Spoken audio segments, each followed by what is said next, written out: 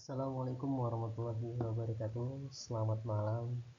Yang terhormat Bapak Joko Suharyanto selaku dosen kami di kelas NJ805 dalam mata kuliah Cyber Security Management. Pada kesempatan yang berbahagia ini, mari kita menyelami dunia yang semakin terhubung dengan kompleks, sebuah dunia di mana data dan jaringan menjadi nadi kehidupan modern. Kemajuan teknologi informasi yang pesat telah membawa begitu banyak manfaat, mempermudah akses informasi, meningkatkan efisiensi, dan membuka peluang-peluang baru yang tak terhingga. Namun, di balik pesona kemajuan ini, tersimpan pula ancaman nyata yang mengintai, yaitu kejahatan cyber. Ancaman ini bukan lagi sekedar isu marginal, melainkan realitas yang dapat melumpuhkan sistem, membocorkan informasi sensitif, dan merugikan secara finansial maupun reputasional. Nah, oleh karena itu, pengalaman berbasis data dan jaringan yang semakin krusial bukan hanya sebagai solusi teknis, tetapi juga sebagai kebutuhan fundamental dalam menjaga stabilitas dan keamanan nasional. Presentasi ini akan membahas secara komprehensif tentang strategi pengamanan yang efektif dan terintegrasi, mencakup aspek teknis, operasional, dan yang tak kalah penting, aspek legal keamanan cyber. Kita akan menelusuri berbagai metode pengamanan, mulai dari proteksi infrastruktur jaringan, enkripsi data, hingga implementasi kebijakan keamanan yang robust. Lebih jauh lagi, kita akan mengkaji kerangka hukum dan regulasi yang berlaku di Indonesia terkait keamanan cyber, memahami hak dan kewajiban setiap pihak, serta mekanisme penegakan hukum dalam menghadapi kejahatan cyber. Pada kesempatan kali ini saya akan membawakan presentasi berjudul Pengamanan Berbasis Data dan Jaringan serta Aspek Legal dalam Keamanan Cyber. Keamanan cyber itu keamanan jaringan dan data di era digital ini. Keamanan data dan jaringan menjadi fondasi penting dalam cyber security management. Selain itu, aspek legal juga tidak dapat diabaikan. Yang akan dibahas pada materi kesempatan kali ini itu adalah bagaimana konsep dan penerapan teknologi keamanan jaringan, pengamanan berbasis data dan jaringan. Yang pertama adalah konsep dan penerapan teknologi keamanan jaringan. Nah, keamanan jaringan bertujuan untuk melindungi integritas, kerahasiaan, dan ketersediaan data dan sumber daya jaringan. Ini dicapai melalui berbagai teknologi dan strategi yang bersifat preventif, detektif, dan responsif terhadap ancaman. Konsep utamanya adalah membangun pertahanan berlapis atau defense in depth untuk meminimalisir dampak jika suatu lapisan keamanan ditembus. Nah, adapun yang pertama yaitu firewall. Firewall itu memeriksa dan mengontrol lalu lintas jaringan, memblokir akses yang tidak sah.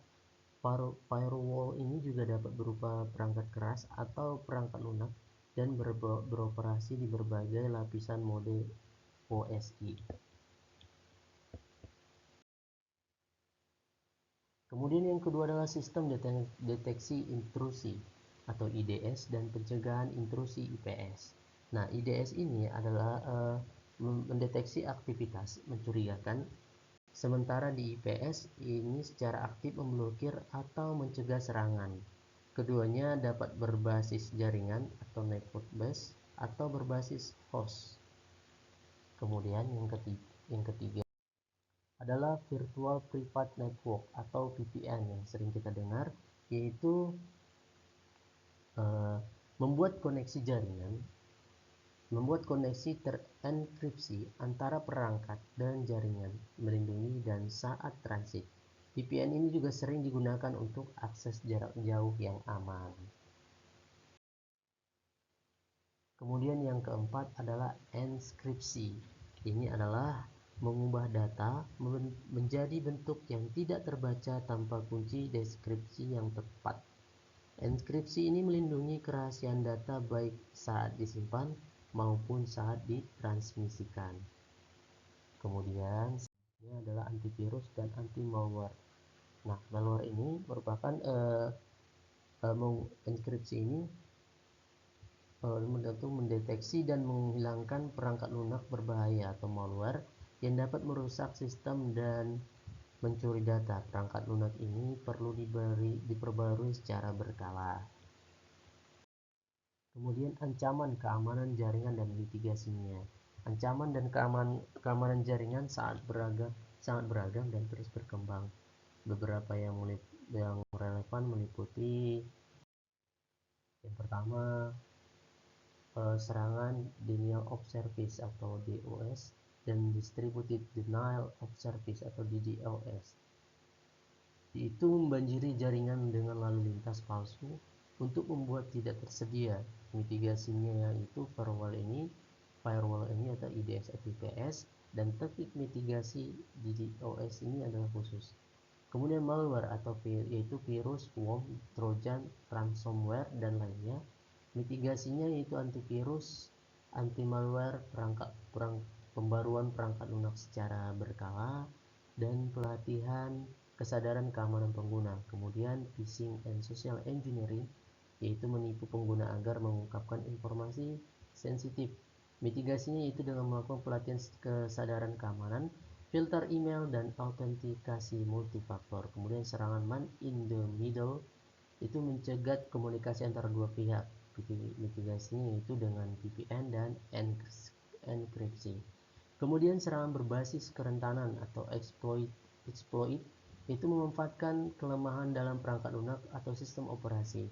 Mitigasi yaitu pembaruan perangkat lunak secara berkala dan keamanan. Dalam menjaga keamanan.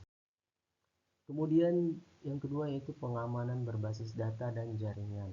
Pengamanan data dan jaringan melibatkan berbagai metode dan alat, yaitu yang pertama adalah kontrol akses, membatasi akses ke data dan sumber daya jaringan hanya untuk pengguna yang berwenang menggunakan prinsip least privilege. Kemudian enkripsi data yaitu melindungi kerahasiaan data saat disimpan dan ditransmisikan, baik data dalam transit maupun data at rest. Kemudian pencadangan dan pemulihan data yaitu backup atau recovery ini itu memastikan dapat dipulihkan jika terjadi kegagalan sistem atau bencana. Monitoring dan logging ini atau memantau aktivitas jaringan dan sistem untuk mendeteksi aktivitas mencurigakan. Log yang tercatat penting untuk investigasi insiden. Kemudian autentikasi dan otorisasi itu memastikan identitas pengguna dan hak akses mereka sebelum mengizinkan akses ke sistem. Autentikasi multifaktor itu meningkatkan keamanan. Nah, contoh kasus yaitu bank-bank besar menerapkan keamanan berlapis termasuk firewall, IDS atau IPS, enkripsi, autentikasi multifaktor, dan kontrol akses yang ketat untuk melindungi data pelanggan dan transaksi keuangan. Mereka juga memiliki tim keamanan cyber yang memantau aktivitas dan menanggapi insiden keamanan. Pelanggaran data yang terjadi seringkali disebabkan oleh kelemahan dalam suatu lapisan keamanan yang menekankan pentingnya pertahanan berlapis. Kemudian itu aspek ilegal. Aspek legal maksudnya. Aspek legal ini sangat penting dalam keamanan cyber. Peraturan seperti GDPR atau General Data Protection Regulation di Eropa dan UU ITE di Indonesia mengatur bagaimana data pribadi harus dilindungi. Pelanggaran dapat mengakibatkan sanksi hukum dan kerugian finansial yang signifikan. Organisasi perlu memastikan kepatuhan terhadap peraturan yang berlaku dan memiliki kebijakan keamanan data yang komprehensif. Itu saja mungkin presentasi saya pada kesempatan kali ini, dan mungkin ada koreksi dari dosen saya atau kritik dan saran saya mungkin terima dengan baik. Mungkin itu saja dari saya. Sekian, assalamualaikum warahmatullahi wabarakatuh.